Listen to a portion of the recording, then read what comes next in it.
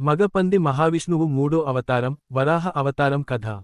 సృష్టి ఆరంభ కాలంలో భూమి శాంతిగా ఉండేది. దేవతలు తమ కర్తవ్యాలను నిర్వర్తిస్తూ లోకాలు ధర్మ మార్గంలో సాగేవి.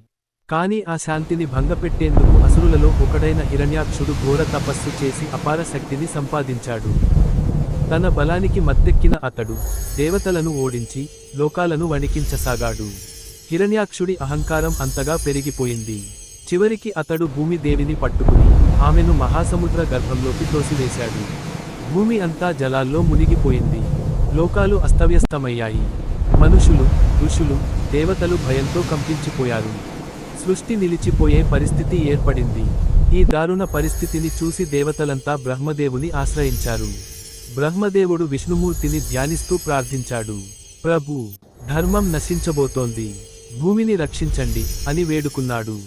భక్తుల ప్రార్థనలకు కరిగిపోయిన మహావిష్ణువు లోకరక్షణ కోసం ఒక అద్భుతమైన అవతారాన్ని ధరించాలనుకున్నాడు.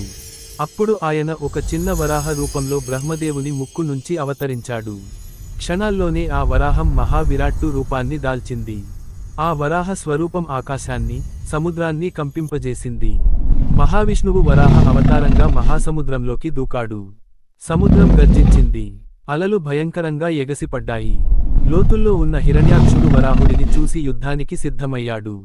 ఇద్దరి మధ్య భయంకరమైన యుద్ధం జరిగింది. ఆ యుద్ధం వేల సంవత్సరాల పాటు కొనసాగింది. చివరికి వరాహ స్వామి తన అపార శక్తితో హిరణ్యాక్షుడిని సంహరించాడు. అసురుడి అహంకారం అంతమైంది. లోకాలన్నీ ఊపిరి పీల్చుకున్నాయి.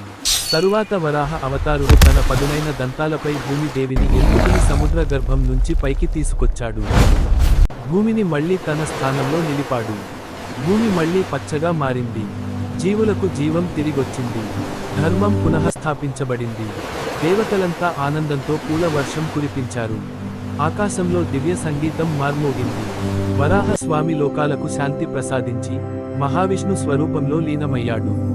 ఈ విధంగా వరాహ అవతారం ద్వారా కుడి చూపుడు వేలు అహంకారం నశిస్తుంది.